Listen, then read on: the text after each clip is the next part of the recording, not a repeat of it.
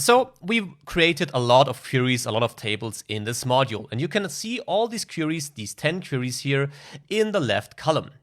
If we now leave our query editor, as we'll do it for the next module, by going to the home ribbon and now pressing close and apply, we can see that Power BI Desktop is loading our data from the query editor into the data model, and this can take a while. Now that it's loaded, we can see here in our fields column that all our queries, all our tables were loaded into our data model. You can also see this right here in the data view, of course. At the moment, nothing is displayed, by the way, but if you would select a table, you would immediately see the underlying data. That's, of course, not what it should look like, because actually we only need our 2 dim tables and the fact table. The rest is only required for the data preparation, but not in the real data model. This is one problem. Another one can be seen if we now save this project right here.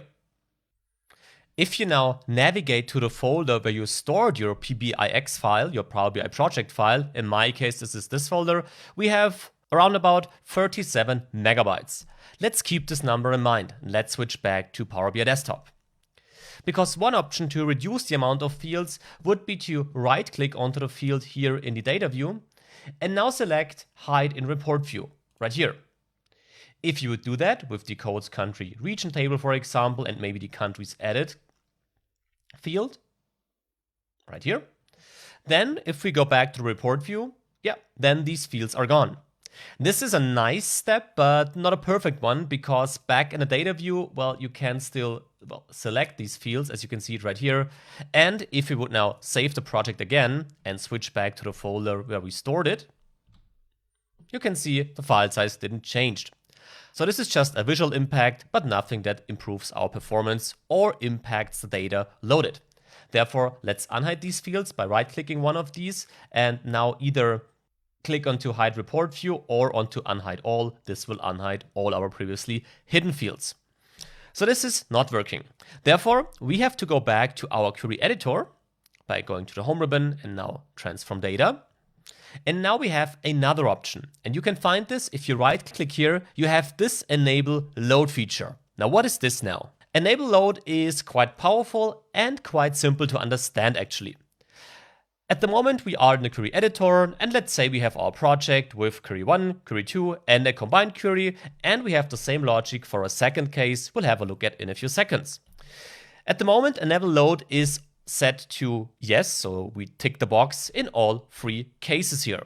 What now happened was that when we left the query editor with close and apply, well, we basically saw in our data model that query 1, query 2, and the combined query, all 3 queries were available, were loaded into our data model.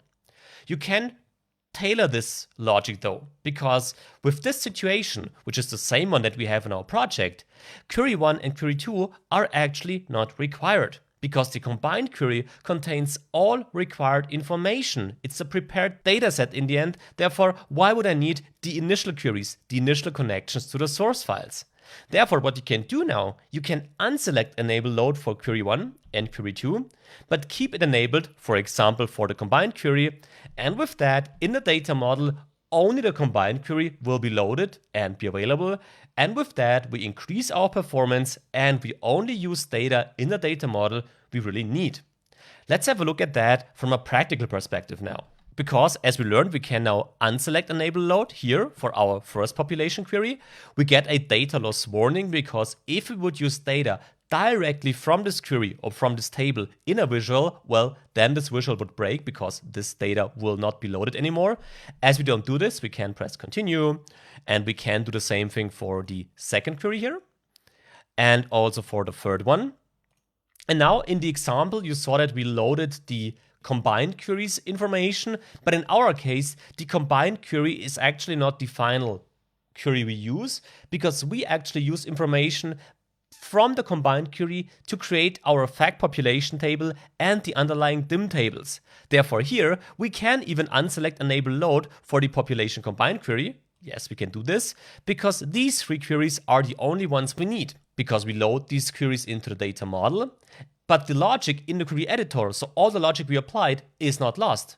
We will just load the final result and not any intermediate one that we have right here in this population combined query, for example. This also means we can unselect enable load right here, right there, and finally in the countries added query. Okay, so with this, if we now close and apply, this should be a lot faster and we should see a lot less data. Now let's see. So this was really fast, and the first thing we see, we have an empty data view here, but we only have 3 fields here to the right. Same thing is true in the report view. We only have these 3 fields available. And again, if I would go back to the data view and select one of the fields, then we would see the underlying data. Let's now save the project again. And let's now go back to the folder where we saved the project. Here we see a significant difference now.